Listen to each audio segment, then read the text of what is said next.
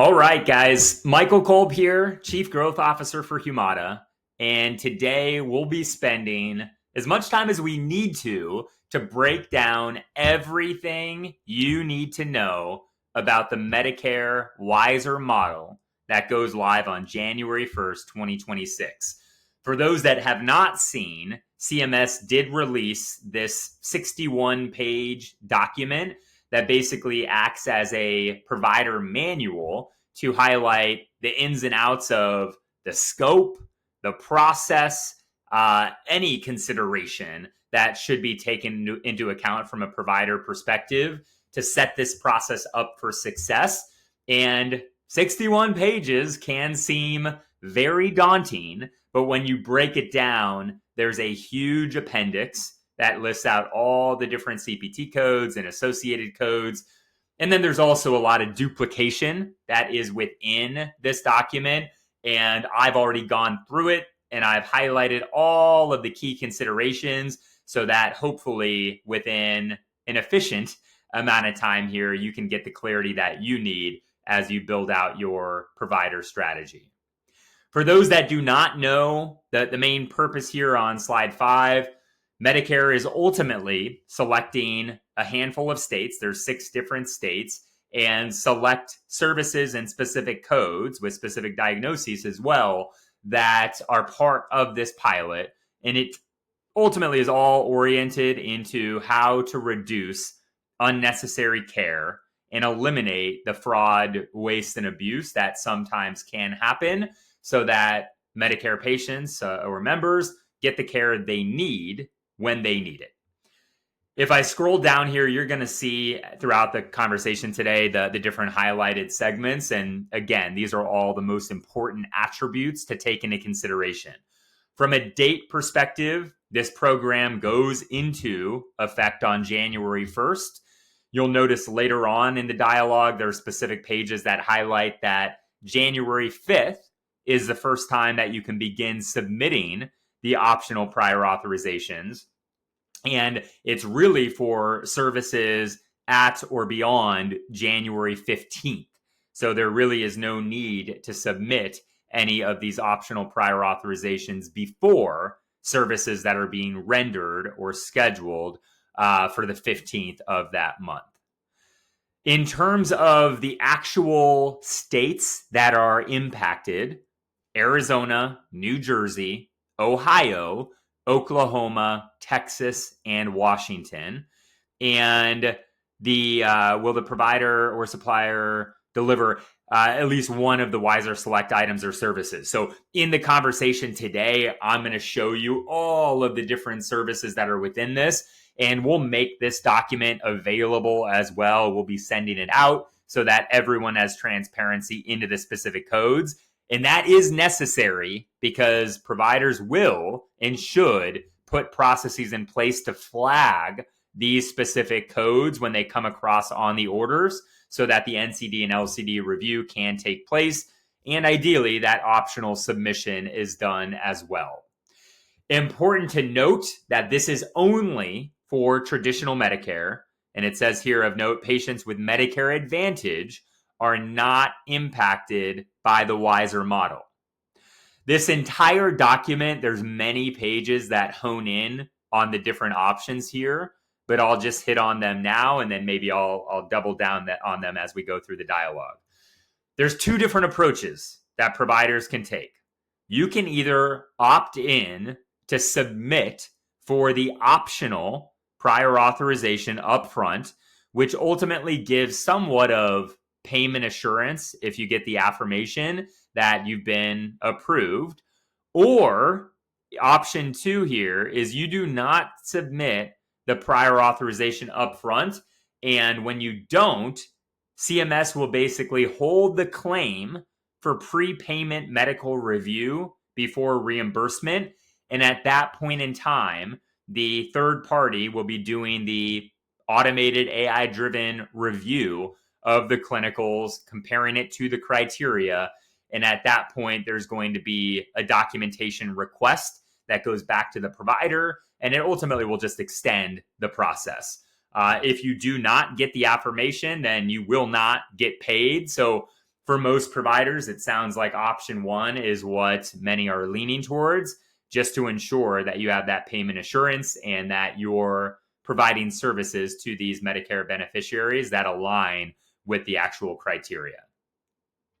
The highlighted text at the bottom here, the request for either option can be sent to the MAC or the WISeR participant. The WISeR participants, these are the third parties that will be doing these third-party reviews. And I believe this will be public knowledge within the next week or so. So by the beginning of November, it will be made known. What ultimately will transpire here is if you do submit the request to the MAC, they will just forward it along to the WISeR participant. So again, it just kind of extends the process, although it should be very quick for them to do so. Or there's going to be new electronic portals that are being created by these WISeR participants, and you can submit directly to that participant to expedite the actual review. It also states on page 7 here that this does not change any of the Medicare benefits or coverage requirements. And this program, this pilot, is all predicated around the national and local coverage determinations, the NCDs and LCDs that are all public at this point in time. So there's really no change to the criteria of what is being used for these reviews. The timelines associated with these reviews are bulleted here on page 7. So if it's a normal request, you should get a response within 3 days. And then if it is an expedited request, you should get a response within 2 days. And these are all indicated as you're doing the actual submission.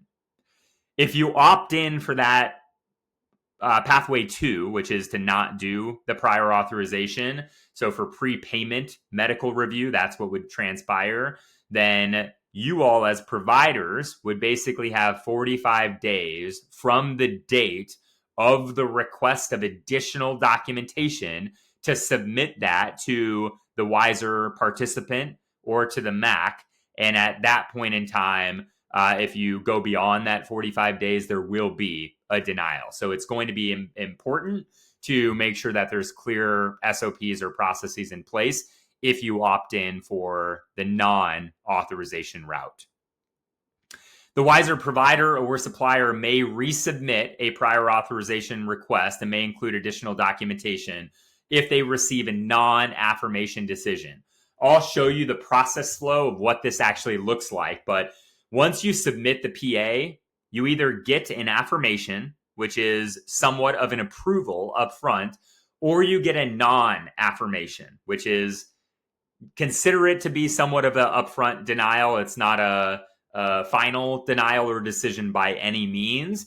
And all this is saying is you can resubmit the prior authorization as many times as you'd like with additional documentation. And you can also make requests for peer-to-peers, which is here in the text. You can make requests for peer-to-peers in terms of the upfront clinical review, and that can be done upfront as well. If you do not submit the prior auth and you submit it via the back-end prepayment with the claim and you get a denial, you also can follow the traditional Medicare appeal process, the 5-stage process, after the fact as well. So that process does stay intact here. The page 8 here gets into the participants. So this is where some of the duplication within the document comes to fruition. As it will state, there are 6 states in the WISeR model, which we've talked about. And there are 6 WISeR participants. So this basically means that there is one technology company that is very familiar with typical health plan, automated, AI-driven reviews. And there's one of those per state. So from a provider lens, as these different vendors are made public, you have the ability to coordinate and conversate with all of these WISeR participants, which will again be one per state, just to understand the process. And there will be education that's pushed out from a participant perspective to all of the surrounding providers, so you understand where you should be submitting these authorization requests to, so that you have all the tools at your disposal to create the right process internally.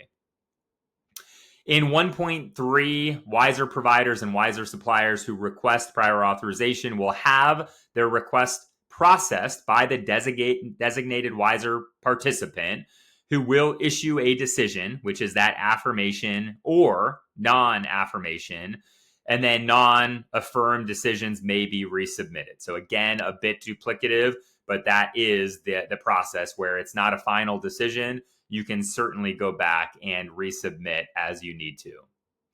If WISeR providers and suppliers furnish WISeR Select items and services without prior authorization, those claims will be routed to the WISeR participant for prepayment medical review. So that's basically just saying that if you don't do the auth, your claim will be held. There will be some type of review here. The WISeR participants, important to acknowledge, on top of the AI-driven capabilities to auto-approve all of these, if there isn't an auto-approval, they will utilize trained clinicians as applicable to verify what that final affirmation or non-affirmation should be. And that will be the decision that is pushed back to you through the same means of where that submission came from.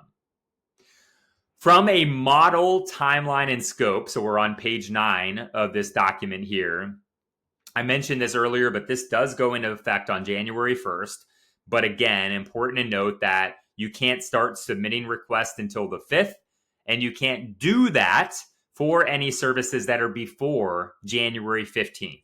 So just key dates to take into consideration. I'm sure every provider is familiar with their MAC jurisdiction, but these 4 bullet points just highlight where the different MACs play.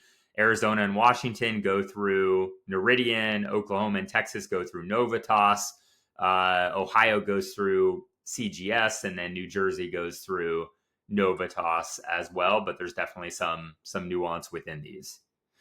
In terms of the included items and services, there's a very lengthy appendix that has every single code that you will need to take into consideration here and build logic around to ensure that the right level of NCD and LCD review is taking place.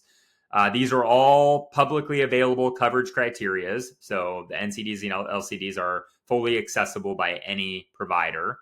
The reason that these specific CPT codes and services were selected are because they're typically elective, they're non-life-threatening, and then there are a sufficient amount of either volume or dollars that are flowing through these specific services with potentially a lot of fraud, waste, and abuse or unnecessary care that's being ordered.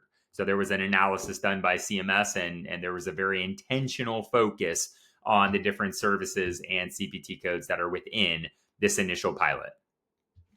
Also important to note that even if there's a select service that you're ordering, it also needs to meet the diagnosis or ICD-10 clinical indication as well to be considered part of this pilot. So going off of the CPT codes alone is not enough. Otherwise, you'll be doing more than you need to be doing. So it's really the combination of CPT codes and the ICD codes. Also important to note, highlighted here, this will not overlap this program with any existing CMS PA programs. So it's not altering anything that you were previously requesting prior authorization for from a Medicare perspective. This is all net new and really a gap fill compared to where prior authorization requirements lived before. Getting into page 10, so CMS may update the WISeR Select items and services. So what this ultimately means is right now, as we stand in late October, early November, there is the list that's been published for what this will include, but it is going to continue to evolve and potentially change over time.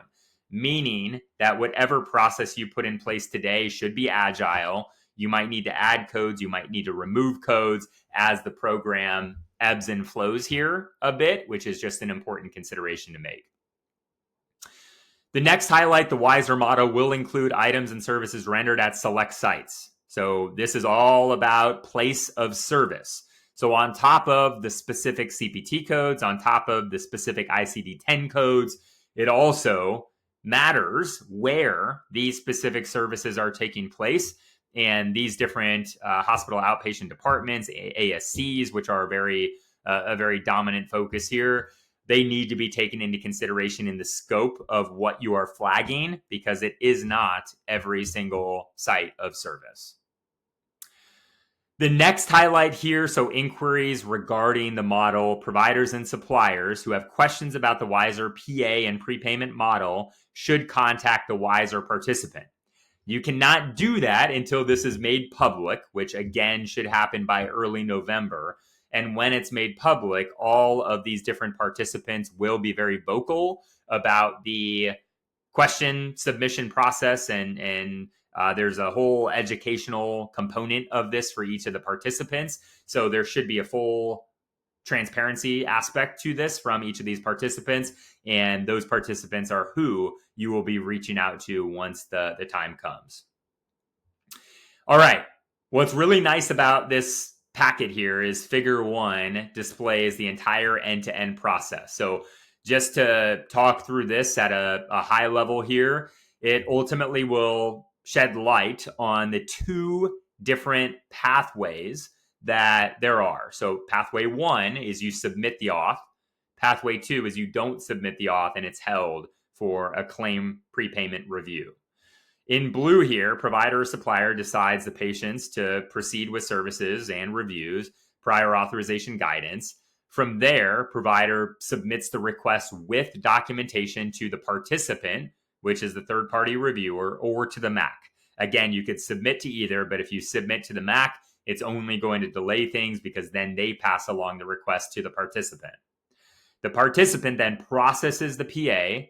The participant affirms prior authorization request and notifies the provider, or the participant sends provider, supplier, the MAC generated affirmative UTN. So at that point, if it is approved, then you get the UTN. The UTN is basically like the authorization number. So that is really, really important because it needs to flow to the claim form. And there is a huge billing aspect of this, which we'll talk through, but really important for you all to consider how you're going to be pushing the UTNs to the billing department and how you're going to be training the billing department to ensure that those are on the claim forms in the appropriate locations.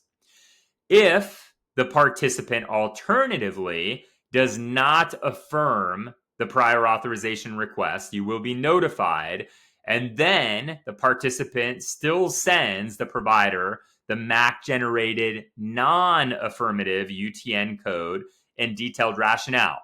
That still needs to go to the claim form. You can still go back and request another prior authorization with additional documentation, but if you do not get that affirmation in the top row here, then you will, and you still want to do the services, you will need to include that UTN for the non-affirmative on the actual claim form.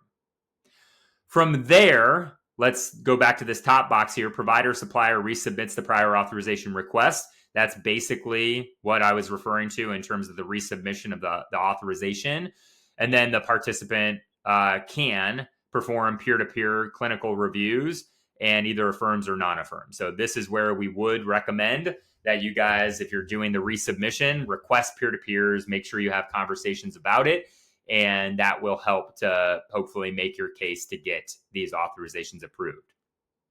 If you are in the bottom row and you're not getting that or you do have that non-affirmation, provider or supplier decides to perform the service, so that is up to the provider, then given prior authorization was previously non-affirmed, the MAC denies the payment. So basically what this is saying is if you guys get a non-affirmation up front and you decide to do the service and you put the non-affirmation UTN on the claim, nothing will change. It will get denied and you will not get the payment for it. So definitely deep considerations there. And later in the actual pamphlet here, it talks about ABNs and the importance of ABNs, because this is where you would want to actually go through and get the ABN with the patient to ensure that they're aware of any financial liability that could come their way. On the bottom ribbon here, so provider decides to perform the service without the PA. So up here is when you're submitting the PA and you get the affirmation or non-affirmation. On the bottom is you don't do it. You go with the option 2. You do not do the prior auth proactively. The MAC will flag the claim for medical review, so you're not going to get paid without a medical review. The MAC approves or denies the payment, so this is where you will get some of these final denials. And then the provider can request an appeal. So this would follow the traditional Medicare 5-step appeal process. And then at that point, the MAC's either going to perform the review of the appeal, and from there, they're either going to approve it or they're going to deny it. So this does a really nice job visually of just articulating what this will actually look like. Now, as I progress, this is where a lot more of the duplication comes through. So we've already talked about the 2 options for submitting the request. We've already talked through that you can submit to the MAC or you can submit to the WISeR participant. But the MAC, if you submit it to them, will forward the request to the WISeR participant anyways. And there's going to be some type of lag here. There's no doubt about that. The nice thing about this document is the general PA request documentation is already incorporated into this. So the requesters must include all of the data elements that are within these tables. So depending on the third party that you're submitting to, they will probably have their own electronic portal, and you can include all of the information here within that actual portal.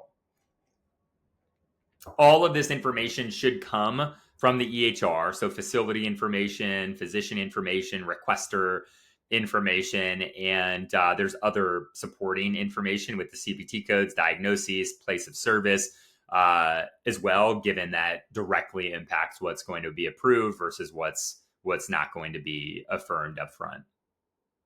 So important to look at all this information and map it to understand where it will come from within your EHR, as you will be prompted to enter this information within the actual prior authorization process. The next step of this, so sending a PA request to the WISeR participant, any which way, fax, electronic submission, mail, or electronic portal, you will have to hear from your WISeR participant on what's available with this electronic portal.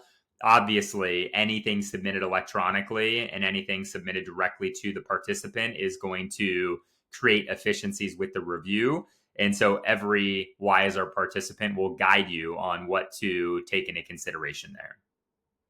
WISeR participants' contact information will be shared, as I mentioned, at a later date once it's made public. And then sending a prior authorization request to the MAC, you can send those to the MAC any which way as well. But again, they will just forward the request, and it's going to extend the actual decision time frame because of that. If you choose to do that and send it to the MAC, these are the different MACs that you would be sending it to based on your jurisdiction and all of the contact information, whether it's via the portal, whether it's via fax or via mail. All of that is documented on page 14 of this actual pamphlet here. Section 4 for the prior authorization review. So we've already talked about this, but each prior auth request will be assigned a UTN. Can't emphasize enough that the UTN is critical, because even if you get the UTN up front and you don't include it on the claim form, you will get denied. And there's very specific portions of the claim form you need to enter the UTN. So billing needs to be included on the strategy here to make sure that everything flows appropriately. The provisional affirmation, we've talked about that, so I don't think we need to go deeper there. Provisional affirmation prior auth decisions are valid. So we haven't talked about this. They are valid for 120 days from the date the decision was made. Meaning, if you guys get the approval, but the service isn't for a couple months, and then there's a deferral of that patient for another 90 days, you have to go back through this process again. It's only good for up to 120 days. We've talked about the non-affirmation process, so I don't think we need to go deeper on that front. I'll scroll through decision notification. So now we're on section or page 16 of this. So the notification, this is important. The notification will be sent in the same format the prior authorization request was originally submitted. Meaning if you go through the portal for the third party, you will get a response through the portal. If you go through the MAC, you will get a response through the MAC. If you go through fax, you will get a response through fax. So really important to think about that angle of it as well. You obviously, as a provider, will want the most efficient way of getting the response, and that will come in the same format of how you actually went through that submission. Section 5 with exemptions. So CMS is exploring implementing a process in 2026 for WISeR participants to automatically exempt a WISeR provider or supplier if you guys are demonstrating compliance with Medicare coverage, coding, and payment rules.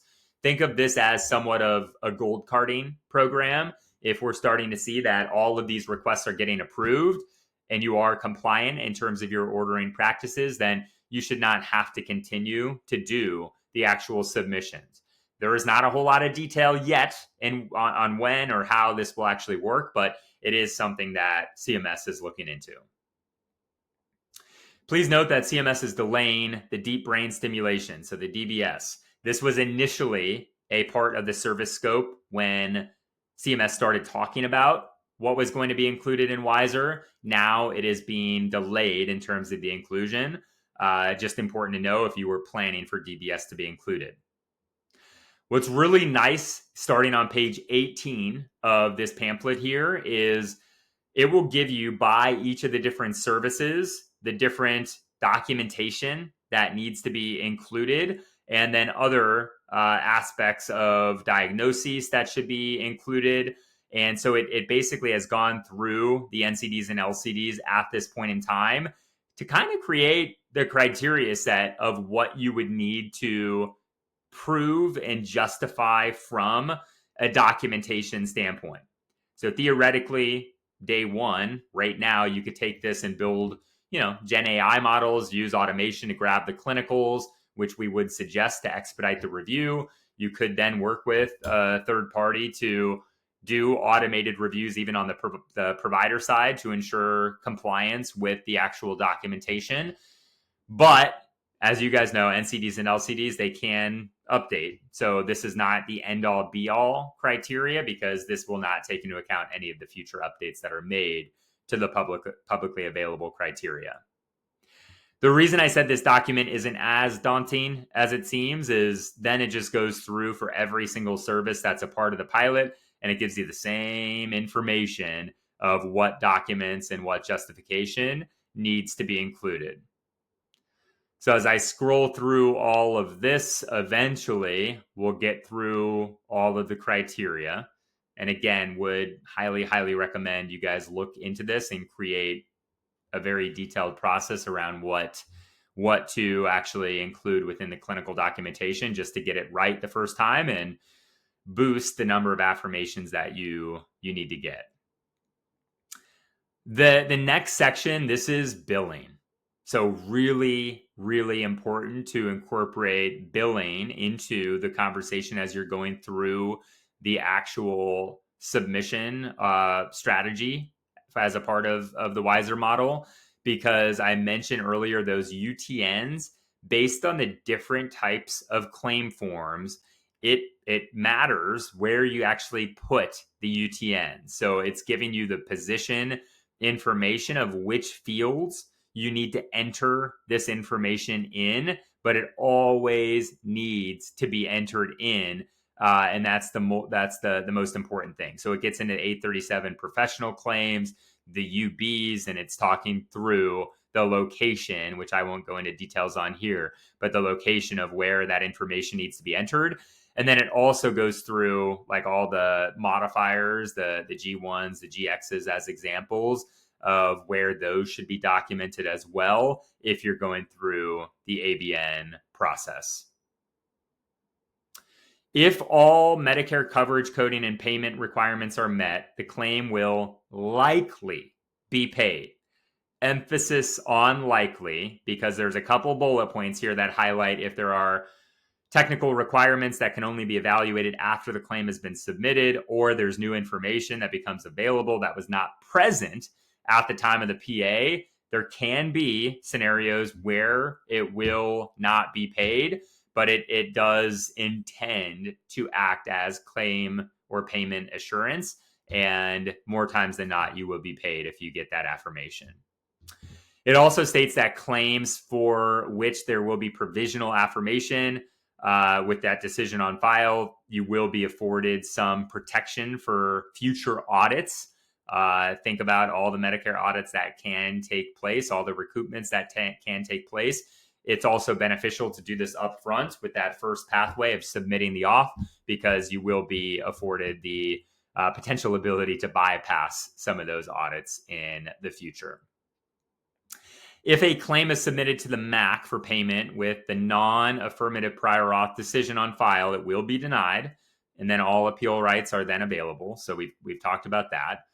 Under prepayment review, the WISeR participant will contact the billing WISeR provider, and we've talked about this. So there's going to be documentation requests as a part of this review, and you'll have 45 days to respond to that ADR. And if you don't respond within that 45 days, you will get denied. Once you actually do submit the documentation, then you will get a response within 3 days. And that's what this highlight where my cursor is talking through.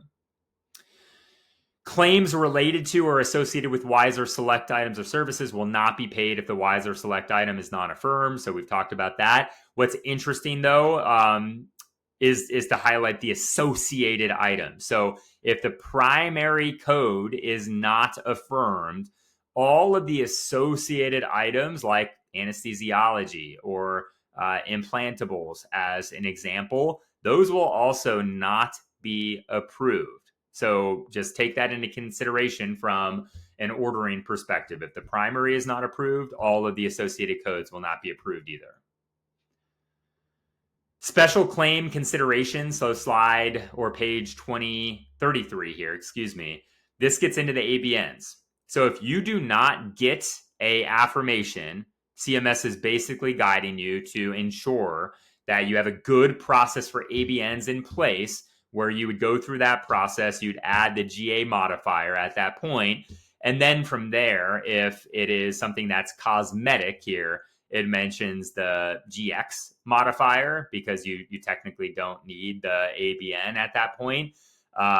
So really important to make sure not only are you working with your billing team, but you also have a good process to ensure that those ABNs are put in place to make patients educated on the fact that Medicare might not reimburse for these once it goes through that prepayment review. As you get into the page 34 here, so it highlights the WISeR provider, supplier, or beneficiary may forward the denied claim to the WISeR's secondary. Okay, so this is all getting into the secondary insurance. So basically it's saying if Medicare is a secondary, you still go through that full process. You submit it with the PA request to Medicare. Hopefully you get that affirmation. From there, you would still bill through the primary insurance. And if that primary insurance does deny, then Medicare will likely pay, given that affirmation that was given. So just an important attribute there. If Medicare is secondary, then you still would want to go through and do the PA request. The claim appeals, so we've talked about this.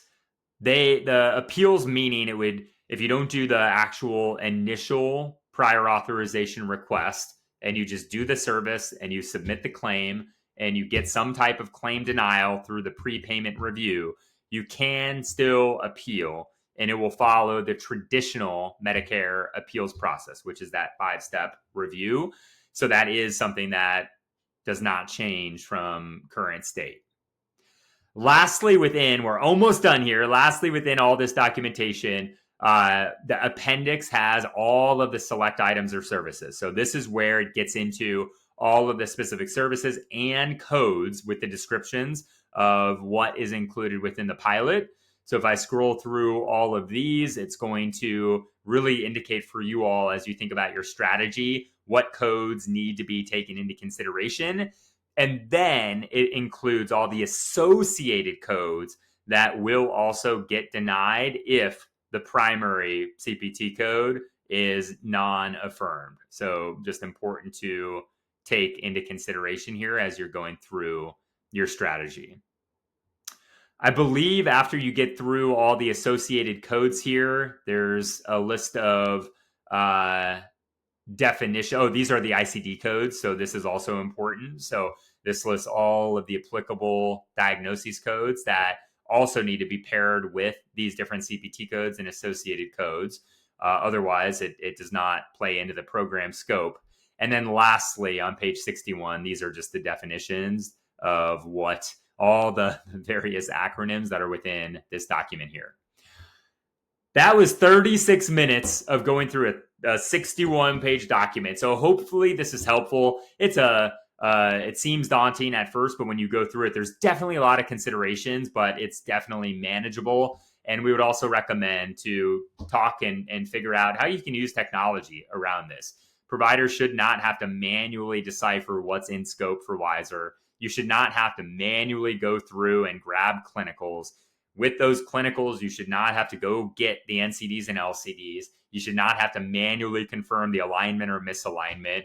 And you, frankly, should not have to always auto or manually submit these authorization requests. You should have an ability to use an electronic means that's FHIR-based to submit these directly to the third party or to the MAC.